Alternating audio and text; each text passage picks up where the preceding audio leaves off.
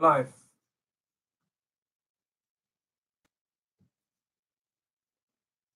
Can you just ask the folks watching? 1, 2, 3, 4, 5, 6. You can hear us?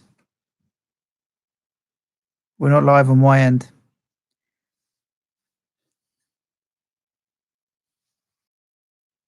Dirty. What's that? We're sitting too far away from each other.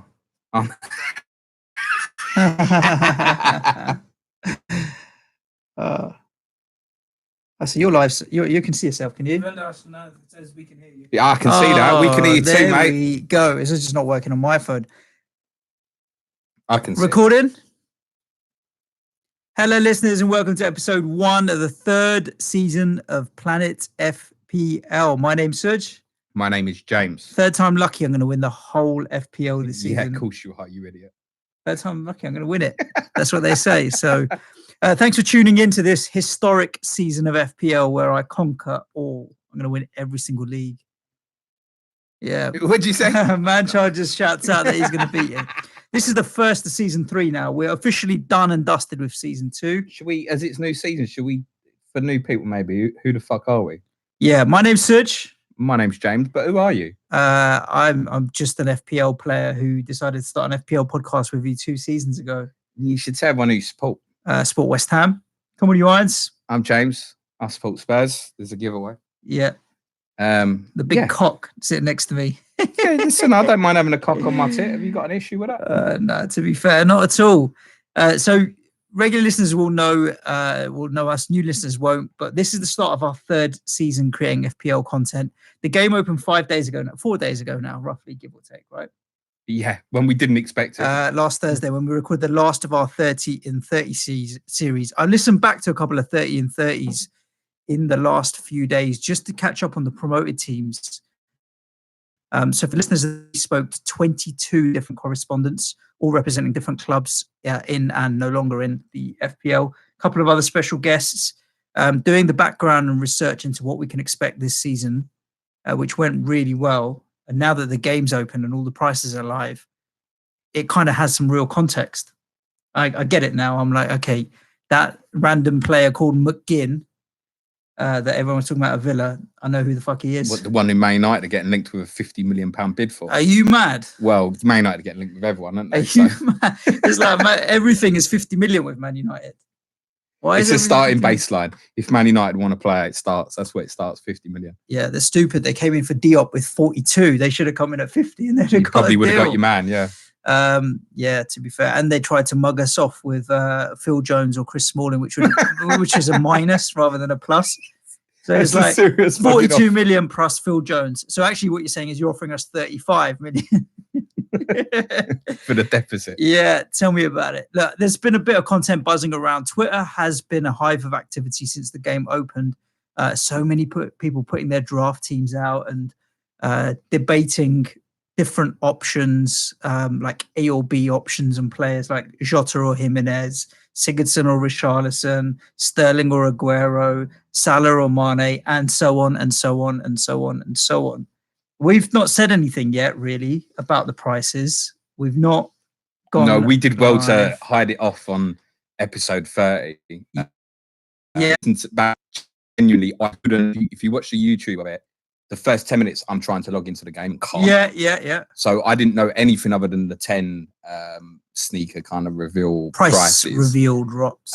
So got out of the podcast, managed to log on a laptop. And the first thing I was greeted to was a shock because everything I'd said on that podcast essentially got changed when I saw Harry Kane's price. At 11 million. Before we do anything, let's give a shout out to the one and only Mayor of FPL, Tom Campbell, Utley TC. So Tom, I had a box of beers arrive at my house randomly. We thought it was from Stephen Toomey. Yeah, I thought it was all there from America. Only because he'd asked for my address to send some random craft beers from California. So a case arrives titled Suj James and Manchard. What can it be? End of 26, we spoke about it. Yeah. We assumed it was his 6th goal. But it was none other than Tom Campbell who just sent us a crate of beer as a well done for the 30 in 30, which is really kind, like ridiculous, stupidly kind. And that's what we're opening now. So cheers to season 3. Slancher. There is something To slightly Tom. scary about it, though. Tom, massively appreciate that. It was a very kind gesture that didn't need to do, but you know. Tom, how the fuck did you get Suj's address? Yeah, this is something that we need to discuss on DM on Twitter, but we'll be talking about that. Where's my address plastered everywhere? But apart from that, if people are going to keep sending me beer, go for it, right? Tom's upped his game. He set the standard. What's the rest of you doing? We need to do one of the things that we're streaming this live on YouTube, so we need to start doing what Andy's doing, FPL Family's doing. Which we is start what? trying to make some fucking money. Oh yeah, that's a good point. Drop us £2. Manchart, can you do something on there? Can you? Everybody, all we need is your card details, sort code, account number, PIN number, and mother's maiden name. If you just drop them all into the super chat on YouTube, we're fine. Yeah, favorite color, car, and whatever. Yeah, that's what you need to enter the league. Well done, Manchard. Yes. I'm showing you something. It says there's no connection on YouTube. No. Oh, we're streaming. If anyone is watching on the live stream, please just give us a thumbs up so that Manchard, the producer, knows what's going on. In the meantime, we're also recording this as our regular podcast. Yeah, Safe. Chill. James is on fucking GiftGaff, the mobile network, probably. That's why. Come on, James. So overall, what's your first initial summary thoughts on 2019-2020 pricing? It's going to come across bad, this. My initial reaction is disappointment. Yeah, I'm with you a bit on that because they're a bit cheap. Whereas a lot of people are looking at it and going, "Oh yeah, I can fit in all the premium defenders, etc." I really wanted the difficult choice. I couldn't believe Roberts, and I still can't believe Robertson's price. But actually, so many others have come in at certain prices that you can't also include all of them, which I guess is something kind of clever that they've done. Yeah. But I think all it means is, I mean, you can literally write off. Nice, yeah. Bobby Beer. Noted. You can write off 3/4 of the players in the game. Yeah. Yeah, I said to you before we pre-planned, I reckon there's a pool of between 75 and 100 options and really maybe 60 to 70 serious options. I think that's pushing it. Yeah, I think my initial thoughts were, oh, hang on. When I looked at it from an individual player's perspective, I was like, these guys are a lot cheaper than I thought they would be. There's probably only 5 or 8 players in the game that I looked at their price and I was like, how is he that expensive? Richarlison, I didn't think justified an 8 million price tag. The entire Wolves defense is just ridiculously overpriced. And a couple of others here or there. But everybody else was where I thought they'd be or cheaper. Yeah. And some considerably, like Harry Kane, 11 million is much cheaper than I thought he'd be. Jimenez, 7.5 million, so much cheaper than I thought he'd be. But then you look at them as individuals, but then you try and start piecing together a team. And if you do have 3 premium defenders, 2 Liverpool, 1 City, whatever it may be, and then you chuck in 2 premium midfield assets, juggling the rest starts getting a little bit more tricky. The other thing I think I noticed is there are very limited budget options. Your 4.5s and your 5s are not first team regulars, apart from a handful. So your budget options are also very restricted. So if you're going to have the premiums, your budgets are going to be shit, or you have to compromise with the 1 less premium and then go to that mid-market level. There's budgets all break out. That bit doesn't concern me. And I think following obviously episode 2 we had with Sky Player and FPL Paul. Yeah. I'm very much thinking towards fuck the bench this year. Yeah. And I think it's going to have to be to try and get the players in you want at the start. Don't forget, the majority of us kind of finished last season with sort of 104 million in the bank probably to play with. Yeah. Now we're all back to the starting point of 100. My biggest grievance is that we're all going to start the season with, certainly the Twitter community, we're all going to start with fairly template teams. I don't think game week 1 should start like that. And it's already got me thinking about what I can do differently. Mm-hmm. I'm with you on that. I was contemplating a midfield earlier today. I was looking at Sigurdsson, Fraser, Zaha, Fornals, and one other. And I said Fraser, Sigurdsson, and one other 7 million midfielder, and having no premium midfielders, but then having a strike force of Kane, Aubameyang, and Aguero. Just trying to think, what can I do to be different from everybody else? But then not having any City and Liverpool attacking assets just really made me feel like an idiot. So it is hard. This is, as much as initially we looked at the pricing and it was cheap, now it is a little harder. And I suppose having the likes of Fraser, 7.5 million, Sigurdsson, 8 million, Zaha, 7 million, there are some interesting options. That mid-range midfielder budget between particularly 7.5, 7, and there's a couple at 6.5. That's the one where there are a lot of choices. Yeah, I mean, you That's could the make the case for a 5-man midfield that had no one more expensive than 8 million easily, and they'd all be scoring, you'd hope, north of 150 points. You got something you want to say, man-child? Oh, FPL Classico says, which goalkeeper strategy do you feel like going with? Tell him to wait. Son. Come on, we're getting to keepers. We're getting there. I quite like this live stream. People can talk back at us. It's good. We're getting there. But so that midfield strategy is interesting. But then it's how much faith do you put in Kane and Aubameyang?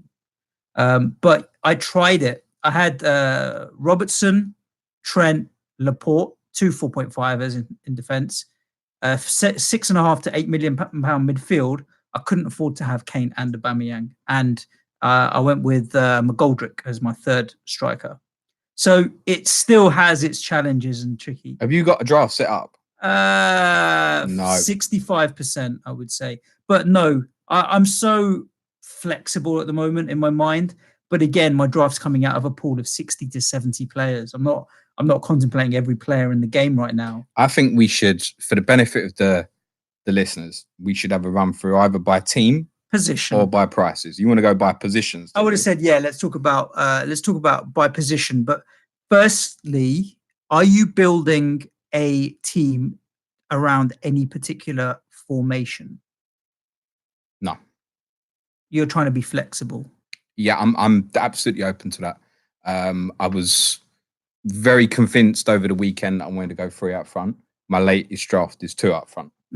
So I'm very open to being flexible, and I think we all must be at the moment, because there's still a lot that's gonna change. I think we'll highlight some players during this pod who, if they move, they're not currently.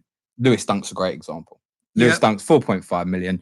Wouldn't consider him at Brighton. If Maguire goes to City from Leicester and Dunk goes there, Dunk at 4.5 becomes appealing. The knock-on effect is Maguire at 5.5 at City would become appealing. So there are going to be things like that. Don't get stuck into an idea, this is my team and that's the end of it. The best tip I could give people at this moment is try and see how different combinations work. So I've looked at combinations with and without Salah. I've looked at combinations, like you said, I looked at a combination that had Kane and Aubameyang, because I think they're both brilliantly priced. Look at different things like that and see how you feel. Only you're going to know looking at it. I was working towards trying to figure out, if I'm punting my bench, then then all the players on my bench are going to be 4.5ers. So I was trying to look at where are the best value 4.5 players, and ultimately they're in defense. So I think I'm going to end up playing a 3-5. I'm trying to play a 3-5-2, where 3 defenders that are premium, 5 midfielders, and 2 attackers. My third attacker is not going to be a budget 4.5. I had in my draft, I had Jota, Josh King, and McGoldrick. McGoldrick being my first sub coming in off the bench. The majority of teams that I'm seeing at the moment are without a premium forward. I feel Kane and Aubameyang are 2 of the best priced players in the game at the moment. Yeah, it's mad, isn't it? You can't make it all work, and that's the point. So when we sat down when we recorded episode 30, and I knew Salah was 12.5, I went to you. I think I was messaging with Tom, who got the assist, saying, "With 12.5, he's got to be an auto pick." But in my head, I'm thinking, well, Aubameyang's going to be at least 11.5, probably 12. I didn't pitch Kane any lower than 12. So then that suddenly opened that up, which is, there's positives to that, but I think the bigger thing is the negative. I'd have liked them all to have been priced higher and then have more of a split. You look at the ownership of the 3 Liverpool defenders at the moment; they're all in excess of 30%. I would like them to have done something where genuinely people were going, "Oh shit, shall I go with Gomez or Matip? Shall I go with Alisson?" and make that choice difficult. At the moment, I've got all 3 sitting in mind. Because I think they're all priced brilliantly. Yeah. Let's go by position, shall we? Let's do that. Goalkeepers. Goalkeepers, another interesting category where, again, I expected Alisson and Edison to be starting at 6.5. But they've really squeezed out that 4.5 million bracket. Doesn't exist anymore. So you either, if you get into that no man's land of 5 or 5.5, you may as well just get the premium in. I started my draft with Lloris at 5.5. I've since moved to Edison. I don't think I have 3 outfield City players, so I thought I may as well get the next best option, which is Edison in goal for that other 500,000. So Edison's my choice with, I couldn't care less which 4 million at the moment is Button, probably because he was top of the list of the 4 million keepers. Butland, who's he? Button. Oh, Button. Yeah. Just a caution on Button, because Button's ownership's quite high at the moment. It's about 22%. Yeah, because when you go to 4 million, he's top of the list because of alphabetical. Yeah, the reason he's got favoritism over the other 4 millions is he played some minutes last year. So if you look at his points, he's obviously the highest in comparison to the others who played none. And obviously there is a 4 million and a 4.5 there with Ryan. It's the only one. So Matt Ryan's ownership's about the same. It's quite high. The problem with, you can go that way, and obviously it's 9.5, and you can forget about it, and Brighton may well improve this year. My concern with the Button of 4 million is, because of that ownership, he's the first one who's likely to hit 3.9. Mm-hmm. If people then suddenly go, shit, I need a rotator one because Ryan's crap or whatever. And the same for Ryan as well. He's likely to get a dip in before high. Remember what we were talking about last year when we analysed it like 10 weeks in and saying these guys who had higher ownership than you might have expected pre-season were not value guys to go for at the start of the season because they were going to dip in price. Yeah. So, for example, Edison's got similar ownership at the moment. That seems a more sensible way to go. I've got neither at the moment. Yeah. By the way, at the moment, I've got Leno. Yeah. Just like him as a top 6 keeper at 5 million. And I think his numbers are very well hidden from last year, from obviously playing less minutes than the majority of others. His ownership's very low at the moment. Arsenal don't have a clear number 2 choice at the moment. So it's a completely solid pick. We've got a good opening 2 fixtures, Newcastle away and Burnley at home. And it's in between. I mean, if I look at it and compare it and go, Leno 0.5 more than Ryan, is it worth it? Yeah. I feel like it is, right?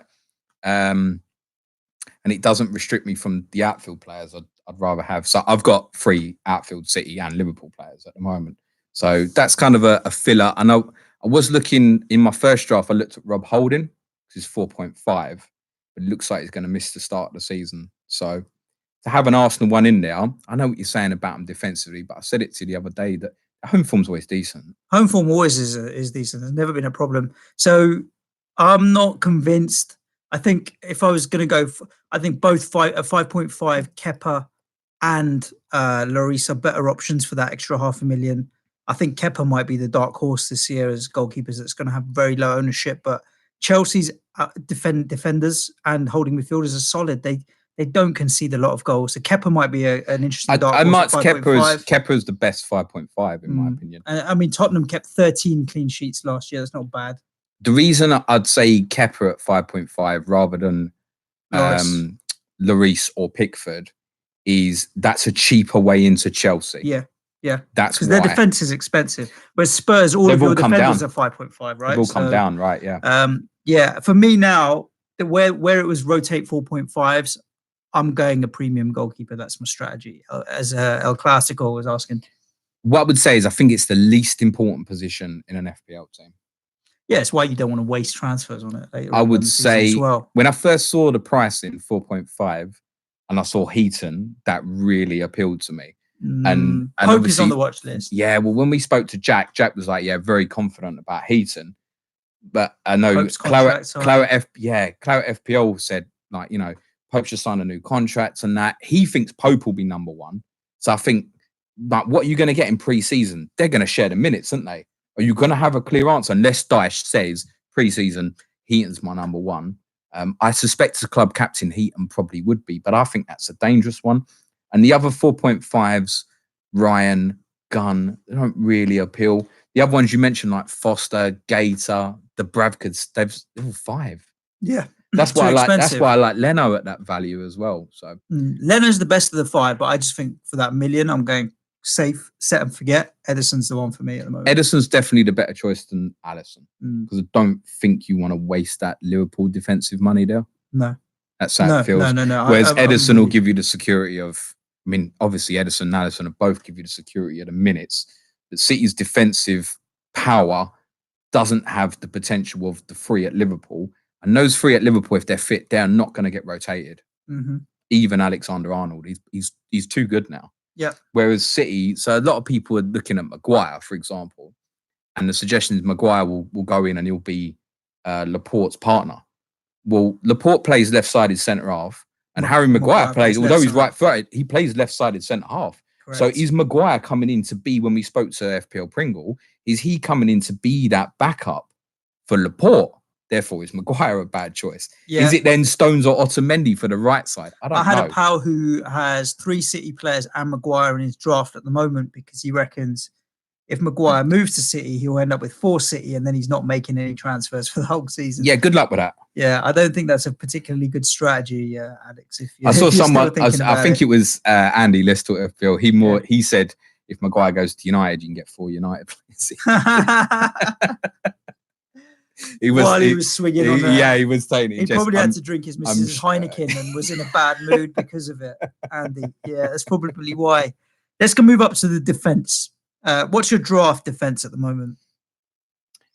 Mine at the moment is Robertson, Alexander-Arnold, Van Dijk. I've got all 3. I've got Kyle Walker at the moment, just because of that little 4-man defence. Yeah, 4 big hitters. If you got them, you got to start with them, haven't you? Oh yeah, then you're on a 4-4-2 or a 4-5-1.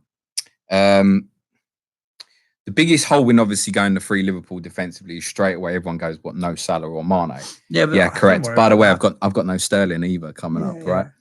So yes, I recognise there's captaincy issues in my team, but I'd look at that and go, do you know what? Fuck it, I could just leave that. If I'm badly wrong, I can early wildcard. My intention is the opposite to what so many others are thinking, and is to try not to wildcard early. So I'm looking a little bit more ahead, and with that back 4, I can just go. Yeah, until game week 11, 12, 13. Forget really. that. Yeah. Liverpool, I mean, there's certain fixtures. Obviously, when they play City in game week 12, or even to be fair, when they go to Chelsea in game week 6, I don't particularly want the treble up. I'm unlikely to get a clean sheet, but I'm looking at it from an advantage point of view as well, and assuming that most people are going to go to defensive Liverpool. Mm-hmm. Right. So on the good weeks, I've got them covered. Yeah. I'm going to have the 3rd as well. So that's my take on it at the moment. That's not set in stone. It's over a fucking month away, right? But that's how I am at the moment. I'm on double Liverpool at the moment, and it can. I'm not. I haven't decided whether it'll be Trent or Robbo, but it'll be one of those 2 plus VVD. I've got Laporte, and so those are my 3 premiums. I'm not getting a 4th premium. Who's your budget boy at the moment? At the moment, I've got a 4.0 ringer is Ben Gibson. Okay. And the reason I've gone Ben Gibson rather than Kelly, he's a goal scoring machine. Yeah, so we learn. Yeah. Yeah. If Tarkowski moves, yeah, and they don't replace, which I don't think they would, he'll start the season at 4.0. And Kelly's also in that position with Palace at the moment. But I like the fact that Gibson is far less owned. Yeah, but so that would be very dependent on Tarkowski staying or not going. Okay. On the Kelly option, he'd be replacing Wan-Bissaka, right? As right back. Yeah, Wan-Bissaka 5.5 now at United. His ownership is still off the chart, mate. Like the 3rd most owned currently. Stupid. The rumor is Palace are going in for Max Aarons at Norwich, maybe. So that would make sense. I think Max Aarons would be better off. I mean, Wan-Bissaka, in my opinion, would have been better off playing another season at Palace. Sure. Max Aarons is the same. He'd be better off having another year at Norwich. Although he would walk into the Palace team. He's a very good talent. Yep. I've got my 3 premiums. At the moment, I have O'Connell as a 4.5 and I have Diop as a 4.5. But Diop is likely to stay. in my squad all the way through till game week 1. O'Connell, I'm not convinced yet. I need to do a little bit more research on which other 4.5 million defender I want to have in there. And they'll be rotatable if the fixture's nice, if I want to bring one of them in for whatever reason. But yes, it's really the decision now is what do you do with or YouTube at the moment going, Lucas what the fuck about Digne? Lucas Digne? It's fair enough. I've decided at the moment I want to go down a different route because I just think everyone's going that way. For me, I'm picking a 3-5-2 formation, and I've got 3 premium defenders: Laporte, Robertson, Van Dijk, and I'd rather those 3 than Dean. So No Trent. there you go. If you're going to play 4 at the back, then by all means, Lucas Digne can be one of them. There were 2 players who could massively shake this up as well. We've mentioned them, particularly when we had Dara on episode 27. Alonso and Mendy could really shake it all up. And I hope that they play and perform well during pre-season, and it causes people to have questions about those Liverpool guys. That's what I hope. Yeah, for sure. Midfield, where are you at the moment? Midfield at the moment, I'm at a problem. Okay. Because let the community and me help you. Do we not want to cover budget defenders a little bit? Yeah, sure. There's certain ones. We've got nice options at West Ham. There's certain players just want to shout out, as in I think they could offer some value. So right from the bottom, we've mentioned 3 of. Well, in fact, we've mentioned all 4 of them that are highlighted at 4.5. Holding not fit, unfortunately. Dunk if he moves. O'Connell, Tomo was very big on him, wasn't he? Exactly, and that's why he's in my squad. And Diop, in fairness, I marked down. I mean, Diop at a 4.5. If he ended up at United, I don't know, it's a 1 in 100 shot because they're linked to 100 players. At 4.5, you'd want that. 5 million is an ugly value. I marked down 3 players only, and they're all from top 6 clubs. Koscielny, purely because he came in cheaper than what I anticipated, and if he's going to start the season, it's 5 million for a top 6 centre half. Christensen, I marked down again because of Rudiger. I don't see him partnering Luiz, but it's a possibility at the way in. And the other one is Serge Aurier, actually, who's picked up an injury for the Ivory Coast. But were Trippier to go, and Pochettino decides he wants to go with Aurier and Kyle Walker-Peters, Aurier and Kyle Walker-Peters both valued at 5. Aurier would come into your thoughts. And at 5.5, Maguire, we mentioned. Zinchenko is a real watch. And Zinchenko, I think, boils down to whether Pep is going to trust Mendy. If he doesn't trust Mendy, then Zinchenko all the way. But if he's got the confidence to be playing Mendy, they might even buy in that position. I'll go to Mendy all day long. Yeah. He can play Delph there. Yeah. Concerns me a bit. The other one is Trippier if he stays with Spurs. In my predictive prices, I actually had all the Spurs guys dropping to 5.5, except him, because he is the best asset as and when he's playing. He's on set pieces some of the time and stuff as Trips well. Trips at 5.5, if he stays at Spurs, is a shout. And if Eriksen goes, Trips will get more free kicks and corners and stuff as well, for sure. Quite possibly, yeah. Yeah, so that's worth considering. So midfield, you have a problem. Well, I've got no Salah, no Sterling, no Mane. Why is that a problem? Well, of course it's a problem because game week 1 is close your eyes if you don't captain Mohamed Salah. I'm already aware of that. Yeah. And I'm not saying that I won't move back to Salah. At the moment, this squad I'm building, by the way, has got $1 million in the bank. Yeah, we're going to talk about that. I was going to ask you how much are you leaving behind. I'm trying to do that intentionally. 1 or 2, 1 million. Just 1's enough. Fair just play. To be able to move. The highest price midfielder I've got at the moment is Kevin De Bruyne. I feel exactly about him how I felt last year and the year before, that if he's going to be fit, I want him in. And there's a couple of home fixtures they've got, particularly game week 4 and 6, where not having the Liverpool assets is going to cause me a captaincy issue. And actually, if he's firing at home, so I think it's Brighton and Watford. Yeah. I can go with it, I think, as a worst case. Okay. I'm all right with that. So Kevin De Bruyne, who are you building in and around him? At the moment, you're going to say Zaha. I've had Zaha in all week until last night. I took him out. Wow. Okay. Fair play. And it's another one. His ownership is a problem for me. Why? It's so fucking high. He's a 7 million player. If he moves to Arsenal, which the writing might be on the wall. Well, if he moves to Arsenal, he's probably got to come in. Yeah. And his ownership will only increase. If Zaha starts the season at Arsenal, he may well be in over half of teams. Half of teams? I would say so. Quite possibly. His ownership, have a look at his ownership, Suj. It's ridiculous at the moment. Mm. I think it's the second most owned midfielder, maybe. Really? Possibly. I've got the questions up in front of me, so I'm going to not Questions? look at it. But comments in the live chat. Oh, go on. Chat out a few. Fuck it. Yeah. There's a few. Jeff Holt, he says, "What do you think about 4-4-2 with 4 premium defenders?" Ask that guy because he's got 4 premium defenders and is looking at a 4-4-2, and it's a good shout. I think it's a good shout. Defenders always points per pound are up amongst the best, so it's a good way to potentially spend your money. Steve-O, Elite FPL, is going to bed, but he can't wait to listen tomorrow. Good night, Steve-O, bless him. He's just live streamed himself. He's been very supportive of all the podcasts. I think he's been stalking quite a few of the correspondents, so fair game to him. Brighton Watford combo, avoid the top 6 all season. Dunk and Cathcart or Ryan and Foster. Brighton and Watford avoid, on the FDR, they avoid the 4s and 5s if you have a rotation all season. I think it was FPL Marks, I saw tweeted that out. And also the same for Wolves and West Ham as well. Fair play. FPL tips is on the Mark Noble tip. So okay, we'll come back to that. Indeed. Budget midfield will come on to. Yeah, those were the thoughts on the door. So who are you building around? Look, Zaha at Arsenal's a must. Yeah, we've agreed on that. Who else have you got in there? I've got 2 in at 8, which I'm not happy about because I'd like to have at different price points. Particularly, there's a thought that price points shouldn't matter for so many who are going to be planning like a 4-week wild card. Yeah, it doesn't really matter. For me, who's trying to think longer, it's a little bit of an issue potentially. At the moment, I've got Bernardo Silva and Sigurdsson. Sigurdsson, I couldn't agree with you more. I thought he was coming in at 8.5, and he came in at 8. Set pieces. Everton's great start to the season.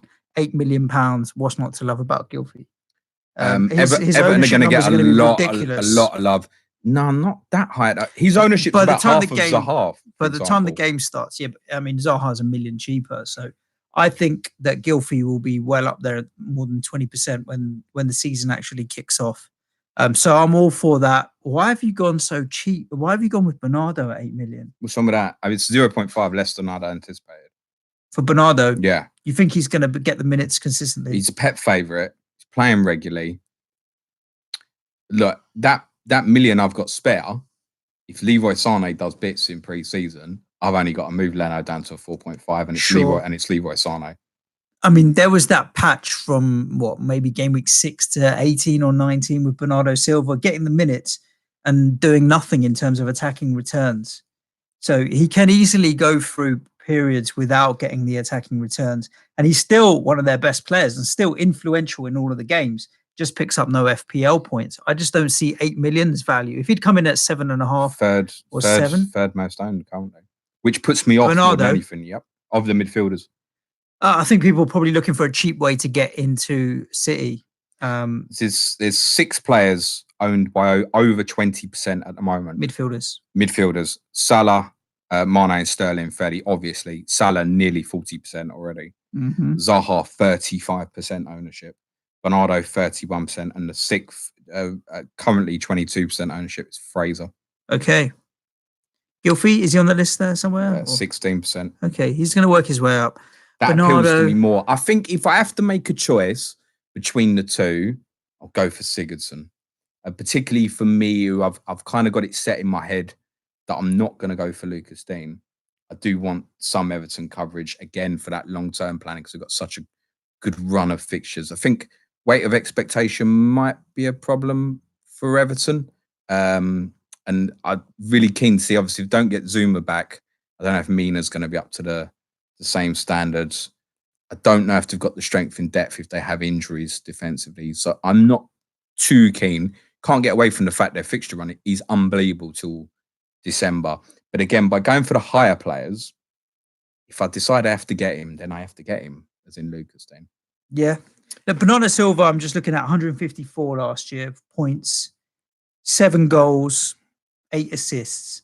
So 15 attacking returns. That's 1 every 3 games. I certainly expect more this year. 2.5 games. You do you?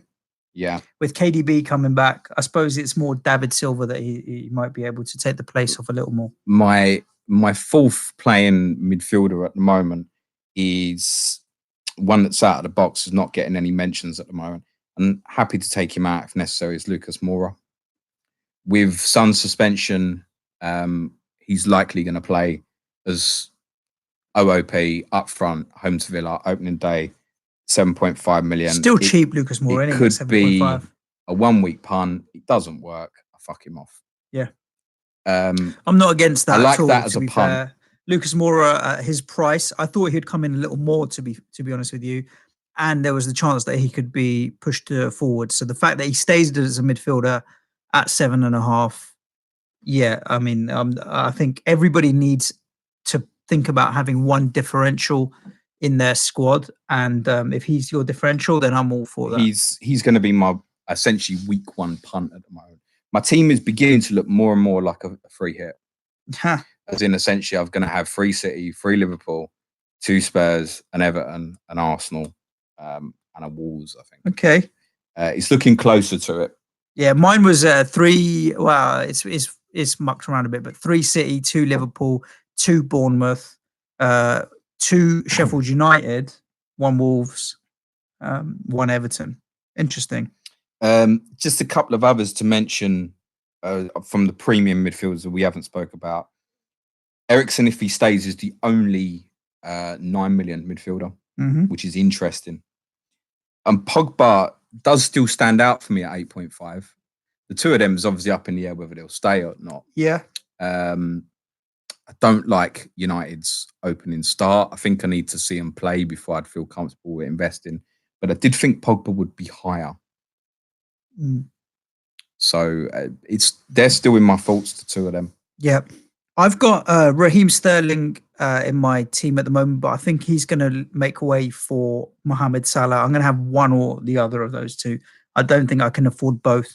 I'm going with Ryan Fraser, and I'm going with Ryan Fraser and Josh King at the moment, albeit it's only 60% lined Josh King in a lot of teams. Yeah, man. 6.5 million on penalties. The price differential versus Callum Wilson is nonsensical. So, and I may as well, like, it's Ryan Fraser's either setting up Wilson or Wilson setting up Fraser. So if I'm not going to pay 8 million for Wilson, I'll take the Ryan Fraser points all day long.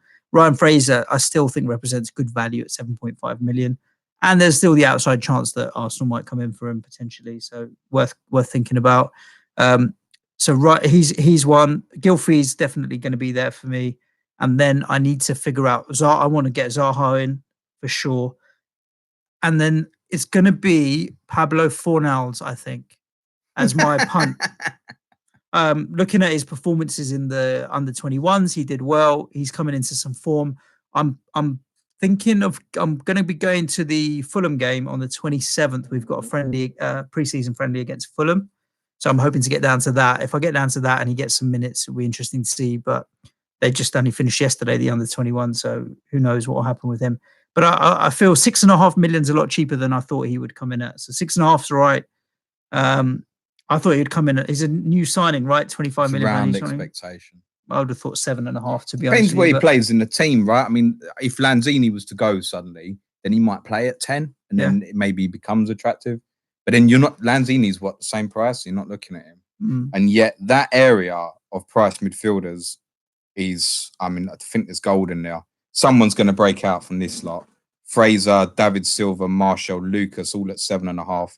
And then at 7s, you've got Zaha, Milivojevic, Maddison, Ahmad Felipe Anderson, real consideration. Yep. And Alexis Sanchez. Yeah, 7, isn't he? 7 or 7.5? 7. Yeah, it's a stupid price. Something in the back of my mind is like, why are you ignoring this guy? But then reality kicks in. But because you watch football with your eyes. That's and why. There's also like the likes that I had a Lee from FPL Family tweeting me about Yarmolenko as well, and I did mention it on you did. The other show.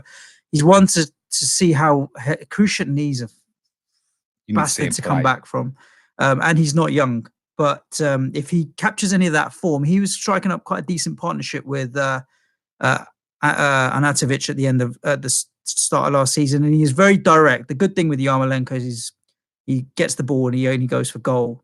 The bad thing is he can't pass, and he's only got 1 foot, which is his left foot. But he is a bit of a hogger, and he's only got 1 foot, and he likes to shoot. But you never know. So you're right. There's like a ton of talent at that bracket, you could make a case, like I said, for no premium midfielders. Forget no premium One of strikers. the reasons I feel okay if I end up going with Bernardo and Sigurdsson is knowing that whichever one I've got wrong there, I can come down to one of these guys. Yeah, there's moves, there's and AB options. I'm thinking Lucas Moura as a punt. There's another option. It's a difficult one, Moura, because you do look at Fraser the same price and you think, well, Spurs are away to City game week 2, whereas you could have like Fraser or Brooks is $1 million cheaper. Villa, is it Sheffield United at home and then Villa away, isn't it? Their first 2. Yeah. You think, oh, why not just go that way? I don't know. I like the idea of top 6 player out of position. Obviously, Son's suspended for the first 2. Isn't Yes. it? I like the idea of that as a week 1 punt. Yeah. But I've got the benefit of I'll watch every Spurs pre-season friendly, won't I? Yeah, but so do we all, because you're going to come on the show and tell us. You're going to tell us, mate, what's happening. There's some if James has got Lucas Moura, I would be tempted to get Lucas Moura. There's well, that'll happen, won't it? A few people will fucking watch his ownership spike tonight. Yeah. There's a few interesting ones below, but I was quite disappointed with them. Because I think once you get past sort of, there's 3 I highlighted at 6.5. Brooks came in expensive. Yeah, I can understand. I expected Fraser. I had him marked up Fraser 7.5, Brooks at 6. I can understand in retrospect why Brooks has come at 6.5 as well. I get it. Yeah. $1 million cheaper. $1 million cheaper. We're just cheapskate bastards. We're trying to get the prices down. It feels right. The other one that came in at 6.5, who I really wanted to have a look at, and I just feel that's too much at the moment, is Nathan Redmond. Yeah. And he's got to be a watch and wait as well, because we've got Gineppo, who's come in, who's a winger, who's not been priced yet. And they've confirmed today the sign of Che Adams from Birmingham, who's a powerful talent. And it'd be interesting to see how he gets priced up as a forward. Too expensive, most probably. So Redmond's avoidable. And the other one I noted at 6.5 is Ayoze Perez. But I don't feel like, even though it's he could, as it would start now, he would probably start out of position up front as well. But they've got the usual shit start of fixtures, including Arsenal game week 1. And they don't look like who's going to be their manager at the moment, right? And then below that, there's players I don't really want.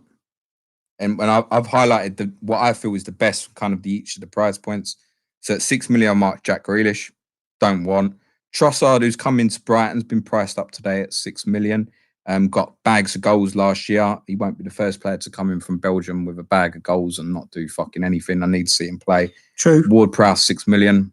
Love it, but don't love it. I just think it's a little too much. 5.5, yes. And then, the 3 I marked at 5.5 don't appeal. McGinn at Villa, Steeperman at Norwich, I really like. We're speaking to FPL Badger. He was the one for me on eye test, what I saw in Norwich at the end of the season. I thought, I like him. This big lanky streak of shit, number 10. Yeah. He can pick a pass and he's got a shot on him. But their fixtures are abysmal. And the only other one I marked at 5.5 is Damari Gray. Just an alternative because he was 0.5 cheaper than Harvey Barnes. Yeah. None of them appeal. The best 2 I highlighted at 5 are probably because they're penalty takers, Jorginho and Mark Noble. Yep. And the 2 I mentioned at 4.5, Chowdhury, and I do think there is one very good 4.5 shout is Dendoncker, who signed permanently for Wolves today. Correct. So we've got a bunch of questions coming in. Questions and comments. Zach Jones is saying, is Dendoncker the best 4.5?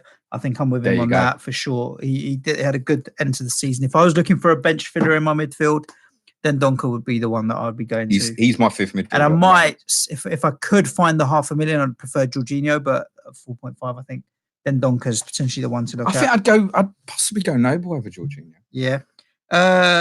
Clement Leroux says, being Dilver's last season, is he still an option over Bilver? I was looking at Dilver as the only City midfield coverage. We talked about it in the last show. I think you disagree that being Dilver's last season is going to be a last hurrah. I think he is going to have a last hurrah. He also said I would only consider him at under 8 million. Yeah. He's 7.5. Yeah. I've got him listed as on the watch list. For sure. Does Morris the only thing I feel like that with David Silva though, are you going that way because it's the cheapest one? Yeah, because it's the easiest one. It's the easiest one to fit in. Well, I felt like you getting Bernardo was taking the easy option to get another City player in at a reasonable price. So I'm not convinced. I'm more convinced on David at 7.5 than I'm Bernardo at 8. Points per million, points per minute. He's a favourite, Bernardo, isn't he? Yeah, he is. I tell you, the player I really want is Leroy Sané. I want Leroy Sané at that price. I'll text Pep after and see if he's going to play. I want him back in that team and tearing it up because I know that he will. You know that he can. Would Sané have to score over Bernardo Silva to make you feel like he's worth an extra $1.5 million? It's not a case of that. Sané's a captainable player if he's going to play. Okay, so there was 2 points between them last season, but obviously Bernardo played about double the matches. If Sané is points, if he played every game and maintained that points difference, he would have got about 300. Yeah, he would be touching 300. I was about to say exactly the same thing. I think Leroy Sané is a 300-point FPL. How many points did he get? Was it 156? Yeah, and he basically played half the minutes. Yeah, it's stupid. Come on. Yeah. Okay. Who else have we got? I would love to start. I would love to start that with Sané and De Bruyne. Yeah. Simon Andreasen, is Townsend one to look at 1 million less than Zaha? No, not for me. Not really. No, it always comes up well on the numbers. Townsend. People find it laughable when he does. He scores at inconvenient times as well. Like he scored at the Etihad, Stamford Bridge, Anfield last year, when potentially you might have been leaving him on the bench even. So yeah, no, I think that's one.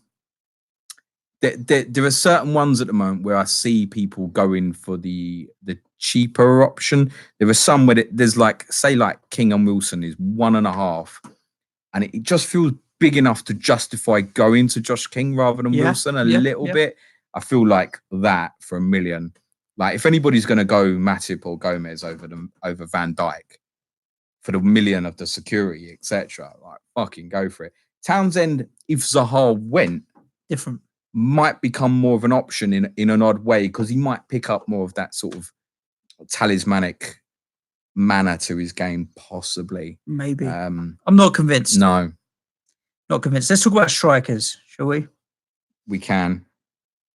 Who are your 3 in your team at the moment? Harry Kane. Yep.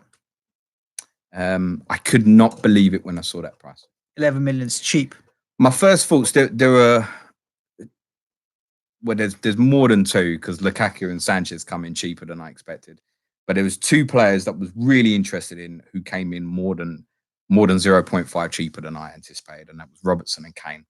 And therefore, they were the first 2 names on my sheet. Sure. I can't look beyond that. And when I look, for me... Even do you think they've priced in the fact that Eriksen's leaving? Possibly, maybe, probably. No, I think they've priced in the fact that if they left Kane at 12 with all these Liverpool assets, it would have been high enough that no one would have gone there. That's what they've done. They've opened up a choice. Mm-hmm. Now, for me, I know that if he plays 38 games, he will finish top goal scorer. Yeah, but not top point scorer. Not necessarily, but he'll be. If he plays 38 games, he'll score 30 goals. He'll be bloody close. Mm-hmm. And therefore, he's a captainable asset for me nearly every week. Yeah, week in, week out. And you're like we spoke on the fixtures podcast every other week up until game week 10. Spurs at home, very, very winnable fixtures. Harry Kane armband, job done. We'll sit out. We'll record in a couple of days before the season goes live, and I'll confirm for you if Harry Kane's been in my team or not. I really, really believe that this break is going to do him the world of good. Mm-hmm. I really believe that. And if I watch pre-season and he still looks like he's struggling for fitness, then he won't be in my team. I can be beyond that. I do feel a little bit of me who went, if he's 11.5 or cheaper, I'm definitely having him. But I need to have the bigger bollocks and go, listen, sorry guys, Salah's the better We're here choice. To win. Exactly. Yeah. But at the moment, I cannot ignore that price. And that is worth being really dangerous with the captaincy. At the moment, with the squad I've got no clear captainable game week 2 option. One of the things I'm considering is going Kane or Aubameyang Kane between 1, 2 and 3. Which is another reason why you want that solid, consistent players behind. Obviously, that's all well and good. You get a red card or a bad injury or something and your plans change, moves, right? Yeah. But if I had to captain at the moment, I don't know. Is it Sigurdsson at home to Watford, De Bruyne at home to Spurs, or Zaha away to Sheffield United as a 1 week? Is it the worst thing in the world to give me better balance in my team? Nah. And then I go back to game week 3 and I go, oh, Spurs at home to Newcastle. Right, I want to captain him again. Harry Kane again. Yeah. So at the moment, I feel like Salah or Kane is a real choice. And I think the majority of the community will go down Salah. Well, 40% at the moment. Naturally, right? Kane's ownership is decent at like 20%, but he'll get a lot of pickup anyway because he's Harry Kane. Correct. I feel like the majority of the community will not go with Kane. And Friday night, I probably won't even watch the game because it will be like, fuck. You know, if they win 5-1, the 3 clean sheets are wiped out and Salah's got hat-trick, I'm starting the Saturday morning at rank like 5 million. And I'm in fucking trouble. Oh, man. But I really feel there's something so templatey going on at the moment, and I'm really conscious of not doing that. Because at the end of the day, it's a little bit like Spurs at the start of the season, right? I don't think I can win FPL, but on game week 1, I'm going to fucking try, right?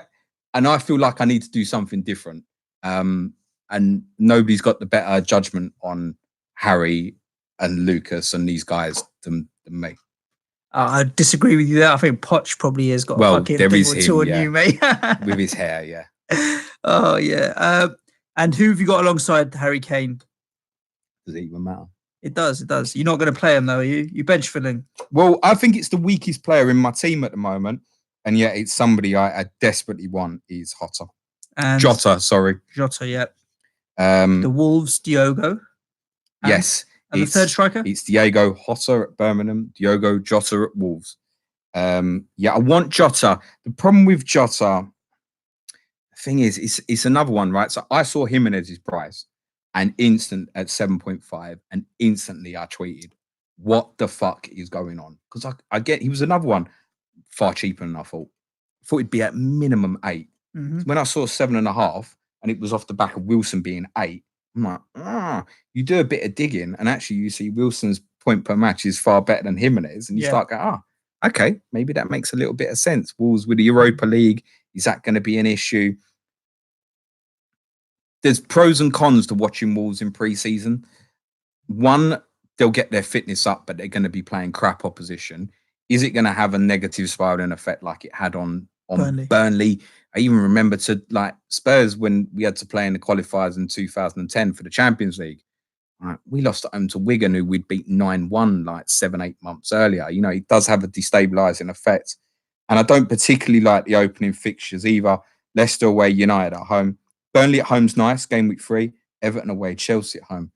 Doesn't really appeal. One of the things I've been thinking is, and I think a lot of people might do this, is start with Wilson or King and then come off game week 3, Bournemouth play Man City, and then move to Wolves then when Wolves play Burnley that same game week.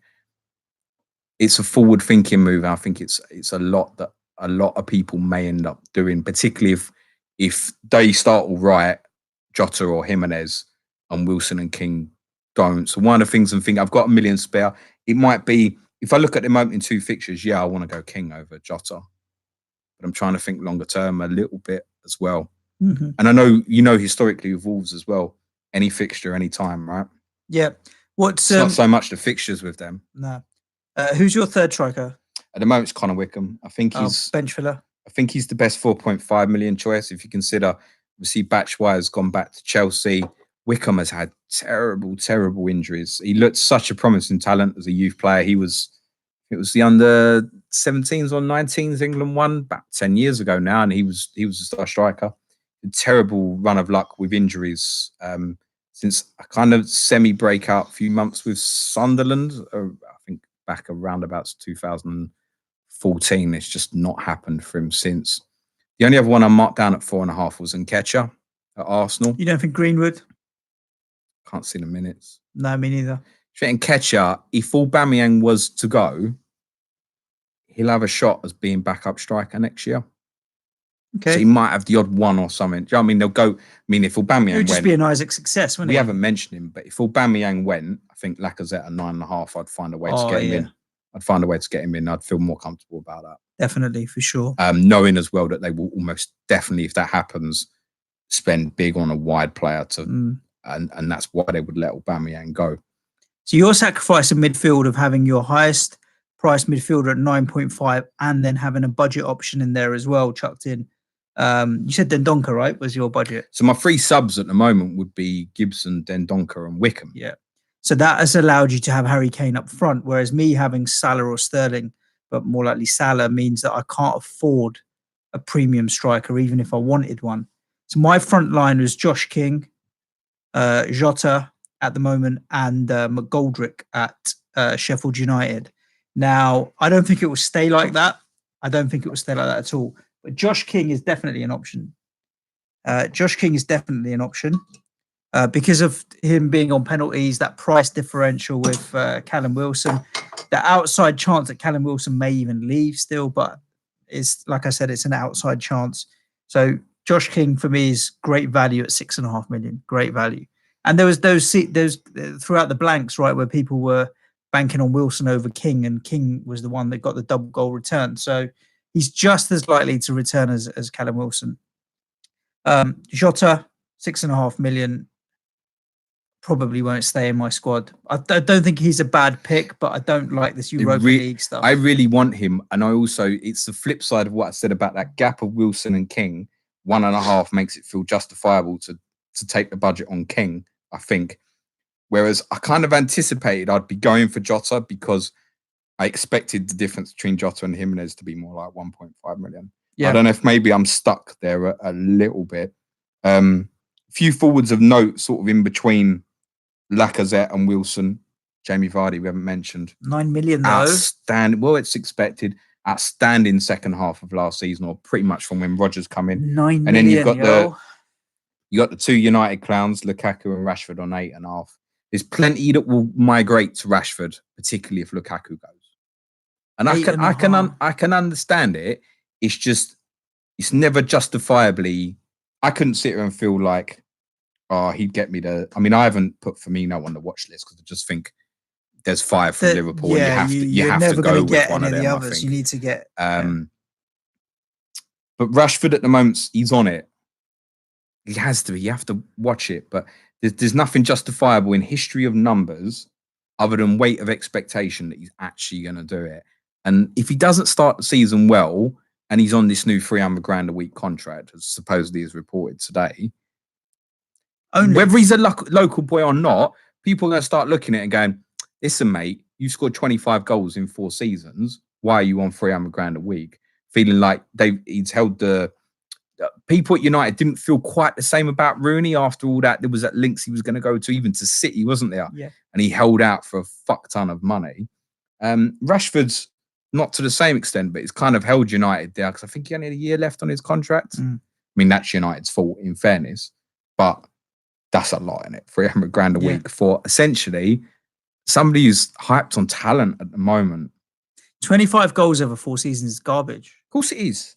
It's garbage. But if he's Man United's main striker and he's going to be that all season, then maybe 12 months from now, he might be looking at it and going, well, I wouldn't pay 11 million for Rashford. I don't know. He might tear it up. Buy Sanchez at 7 or 7, whatever he is at that point. He's not even going to play. Looking at the budget Sanchez has to play. He's doing all right for Chile, and he's their best on pay. Like talent-wise, Sanchez is streets ahead of Rashford or anyone else, and he's not that old. Sanchez, I think Sanchez would be a better option than. He's a midfielder anyway. In the game, he is, but he plays as a striker for United, so that might push Rashford out wide. Alexis Sanchez for FPL over Luka Milivojevic. Right here, right now, no. Well, that says it all, doesn't it? If Sanchez was playing and starting, then I probably would. Same price? Yeah, same price, 7 million. There's a bunch of strikers there who are interesting. Look, talk about Chelsea. Their strikers are all in that same kind of bracket, and we don't know who's going to start there. Well, one of the things, and we suggested Giroud. In my first draft, I had Giroud in it. I just think that's so appealing at 7. When we were speaking to Dara, we were saying, I said I had him up at sort of 7.5, and the consensus between you two was like, oh, that's going to be too cheap. So when I saw him at 7, I was like, oh, hang on a minute. Yeah. It looks like they're not going to buy Higuain. According to Ted, although I have heard some reports they can cancel the Morata 2-year loan, but it looks like Morata's not there. So suddenly Giroud's in a battle with Abraham, who's not been priced, wankers, and Batshuayi, who's not been priced, wankers. Of course. So at the moment, Giroud looking at, but speaking to Ted on episode 29, and do you know what? Listen to that back, even if it's just to hear us talk about those three for 5-10 minutes or so. He really made me believe that Abraham might start the season for Chelsea. So Giroud is out. Other notables at that sort of low to mid range. De La Feu obviously reclassified 6.5. Bit expensive. Not keen particularly. Watford feel avoidable. And I got that vibe off Stephen when we had him on as well. Yeah, there's too many variables at the moment for Watford. One I did have in drafts, and I may go back to, because I think if anybody's likely to really step up their numbers this year, it might be Dominic Calvert-Lewin at 6 million. I did have Danny Ings marked down at 6 million as well. A, if he could get fit, and B, if they didn't buy Che Adams. The B's already at them, so I think Danny Ings can get scrapped off that. But then once you look past 6 million, oh my God, they're fucking awful. I don't know about that. Well, you don't agree with my pick of McGoldrick, 5.5? I think McGoldrick's the best one of sub 6 million. I'll go with that. He's on mine. Yeah. The other two are marked up at 5.5. He's Origi. It's a punt, isn't it? Yeah. If anything happened to Firmino, Origi's likely to play. It would be a short-term punt potentially. But then you've got a manoeuvre. If you end up going with Origi in you your would team, not give up one of your Liverpool spots. Well, give up that's Origi, the point. At the end of the day, let's be honest. If you end up doing that, and then you want to get, if he suddenly Firmino's back fit, for example, and you want to maneuver back to one of the others, you have got to do some serious fucking juggling. Yeah, you'll probably end up just shoving the money towards Firmino's way. Yeah. So that's avoidable.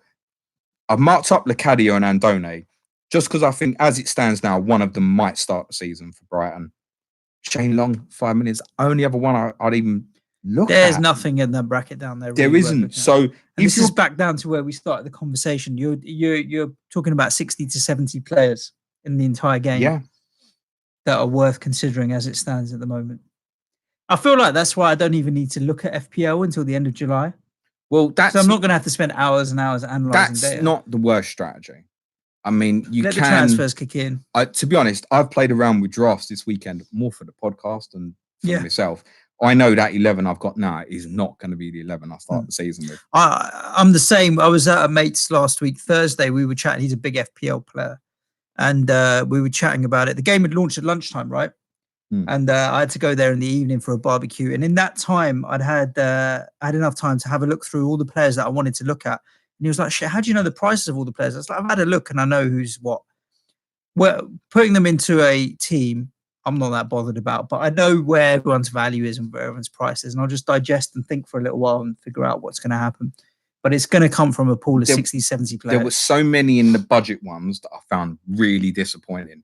Like Basham and Fleck at Sheffield United. Not Basham, sorry, Norwood and Fleck. Yeah. Basham didn't get a price originally. He has been priced up now at 4.5. Stevens was going to be 5, didn't we? I was really hoping. That's why I Connell at 4.5. Norwood and Fleck, if one of them had been 4.5, I think could have been a real consideration. Norwich have got some decent ones. I don't know why Vrancic is priced as the highest midfielder. Doesn't sit right to me. I think Steeperman would probably be the best choice at 5.5. You can't look at them fixtures. Villa, I don't really know where that team's at the moment, who they're buying. Matt Target signed for them. Yeah, 4.5, but they need to fill some serious beef into that squad. Jed Steer, oddly, is their number one, didn't get an FPL price. Dean Henderson might come in as the best 4.5. I feel like he's been talked about so much that even if Sheffield United do get him, he might be 5 on no justification. He can't be 5. Could be. He can't be 5. If he comes in at 4.5, my keeper strategy's out the window and I'll go 4.5. If Dean Henderson sneaks in at 4.5, it might bypass a lot of people who have already kind of mocked up their teams and won't look at it till August. But I think a lot of the community would make them suddenly question the fact that all these guys, like I told you, I thought Gator was the 4.5 I was probably going to really want. I ain't paying 5 million for him. No. If Henderson comes in at 4.5, I'm getting Henderson at 4.5. And my Edison strategies. I think I might maybe do the same, but then I'd still look at it and go 0.5 more for Leno. I don't know. I'll take the money and buy something else with it. I like Leno, and it's at a price that I don't like.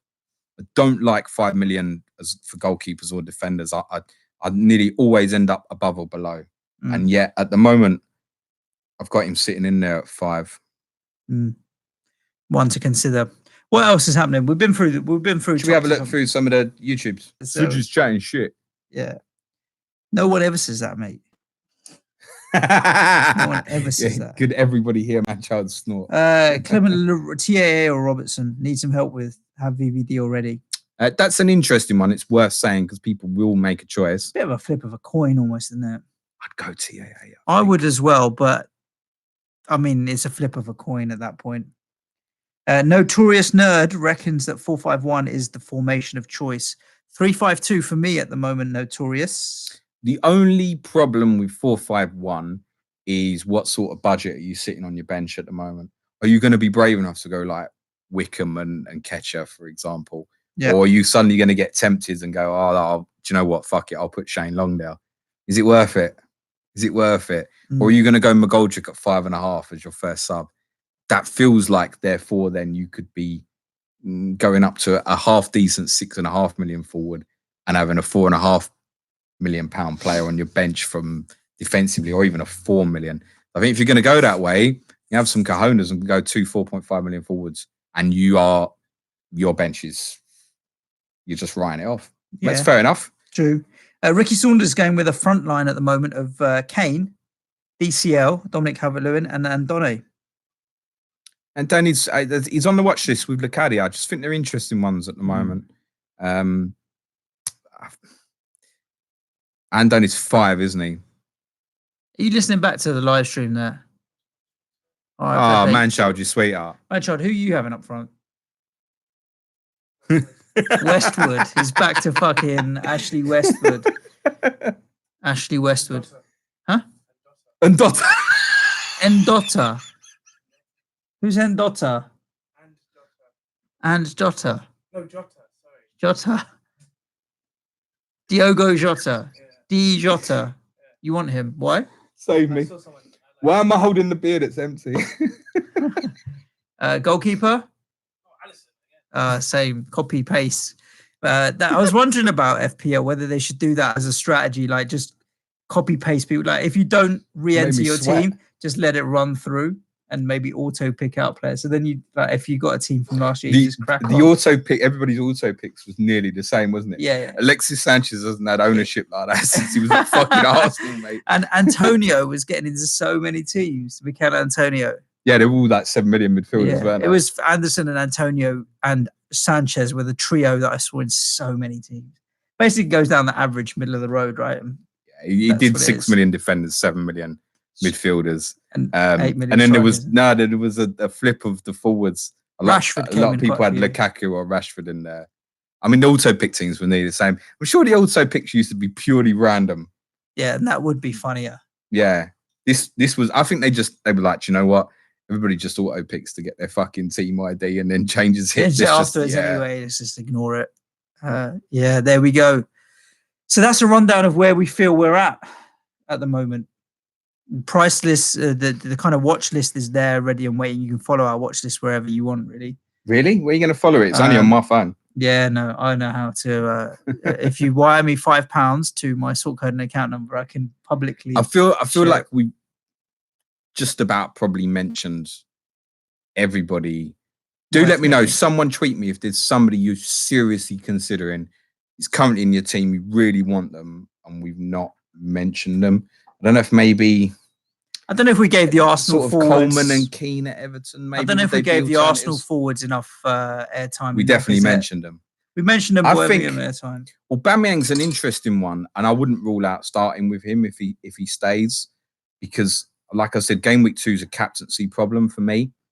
And actually, when you break it down, if Newcastle don't get investment, you look at their first 2 and go Newcastle away, Burnley at home. Suddenly, they've got the best 2 fixtures. They might already be in the position they've got the best 2 fixtures. So could be Aubameyang first two and then on to Kane, maybe. If I don't feel comfortable in what I've seen Kane pre-season, might be a way I go. I realise that the biggest flaw in my team at the moment is a lack of captaincy rotation, and I'm aware. Okay. We're going to be back recording again in about 10 days.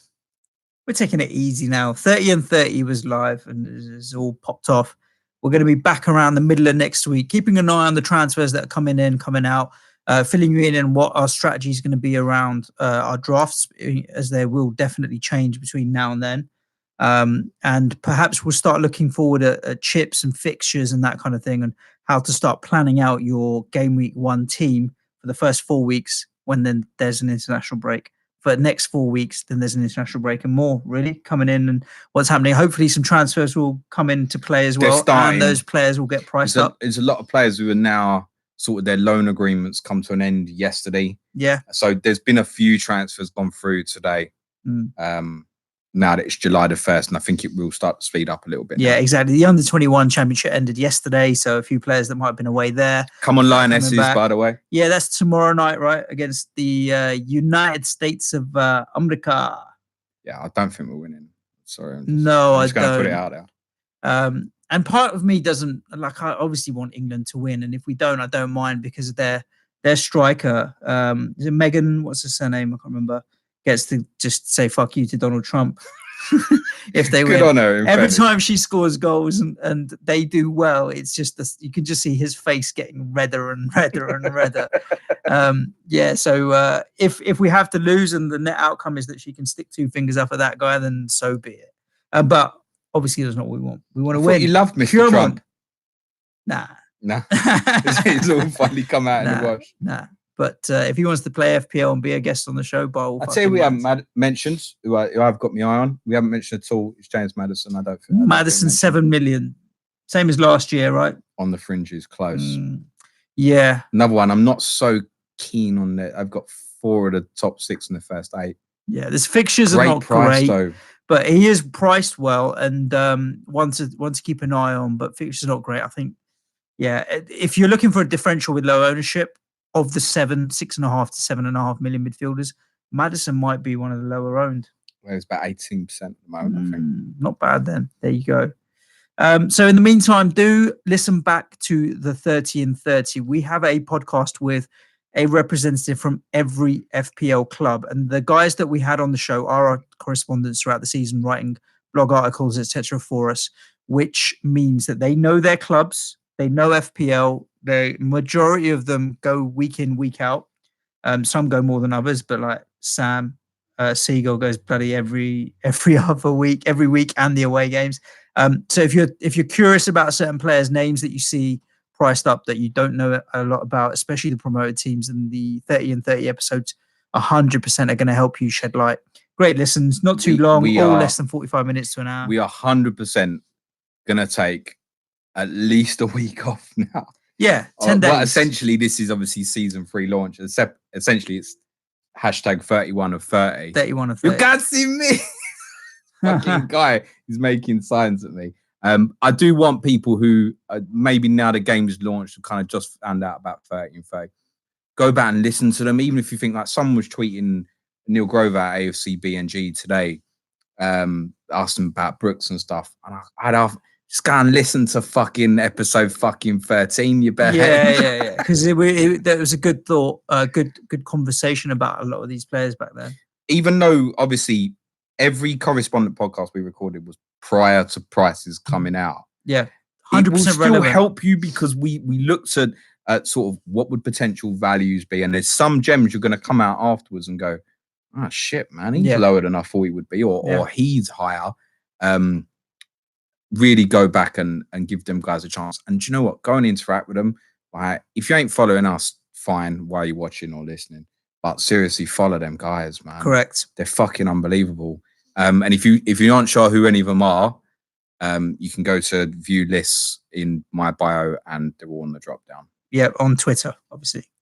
Cool. Other than that, do share the podcast with your FPL playing friends, family, and anybody else that you know that might be interested, because the more listeners we get, the more happy we are. And that's about it. YouTubers, subscribe. Hit subscribe, shit. bells, notifications. Do leave us a review on iTunes or any other I see platforms. Lee at FPL Family. He's always saying, hit that sub button. If it's all right for Lee, it's all right for me. Yeah, hit that sub. It's thumbs if you liked it, subs if you loved it. That's what people say on YouTube, mate. Thumbs, which means like it if you liked it. Yeah. But if you loved it, subscribe. And We're just getting likes then. I love you.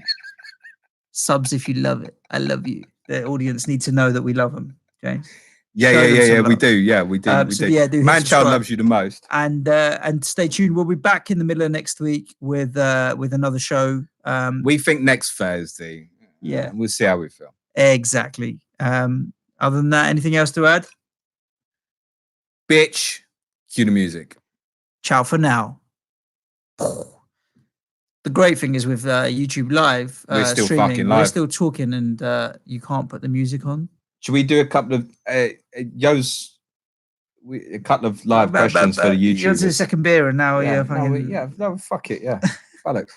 Tielemans may be coming soon. Oh, yeah, I've that's seen what that. saying. That's what Classico What saying. price you think? Megan Ndotta. I think Tielemans would have to come in at 7, wouldn't he? You delete my comment. Oh, Then so you you're go saying Maddison. Ndotta is essential, not Jota. No, So you do want That's what you said on Ndotta. Dotta. I was in fits. Yeah, but what's Megan Ndotta? Who's Megan Ndotta? I don't know. You delete my comment. No. Are there any come on YouTube? Is there any good comments? Let me have a fucking look anyway. Milivojevic is dependent on Zaha. Clement Leroux is looking at a 3-4-3 with Salah and Kane. Fun little debate on if you're going to wild card early. FBL mechanic, Giroud. Yeah, in consideration, but we think Abraham might start. I'm looking through. Zaha to Arsenal, will he improve their squad? You guys on YouTube were just chatting to yourselves, weren't you, basically? Yeah. Yeah, exactly. Clement Leroux. I'm looking at 3-4-3 with Salah and Kane. My friend, when you got that team, tweet it to me. I want to fucking know how it looks. And that's a wrap. I want to know what free beer. Jeff Holt, I'm there with you on 5 million rank. That was the James. live show. It means he's going with Harry as well. I need Sky to announce the televised fixtures ASP. We do YouTube exclusive, yeah. We kind of said it already, haven't we? But we are still live, aren't we? Yeah. Yeah, we're waiting for TV fixtures, aren't we? Mm. And then we're gonna hopefully announce. Have you spoke to the bar yet? Nah. About what? The date? Yeah. Just literally Is no it point. 16th? No, it'll be the 16th, 17th, 17th, 18th, something like that. What day does season start? Is it 10th? 10th. So it's Saturday the 10th. 17th. Provisionally. is- I'm hoping Spurs will away to Man City on the Sunday. Otherwise, I think I could be a write-off. Yeah. Although it would be fun if you were like the 12:30 and we were the 5:30. Yeah. It would be a laugh. True. Having said that, I need to go away on holiday with the family. Why? Summer holidays with the kids. So I need to figure out my dates for that as well. We're going to Weymouth. I need to figure out one other trip as well. So I need to make sure I'm around, if nothing else. We're going to make live happen, though, somehow, by hook or crook. It just may run into a little deeper into August. Fine. Let's wrap it. Ciao. Thank you, YouTube. Cheers, guys. See you soon. Yeah, switch the fuck off now. We're all doing Yeah. Moonies. and Man-child, shit can you hit and- stop? Yeah, hit stop, man-child. If anyone needs to buy any carrier bags, And if anyone wants any beers, ask Tom Campbell. should we leave the rest in there for more future shows?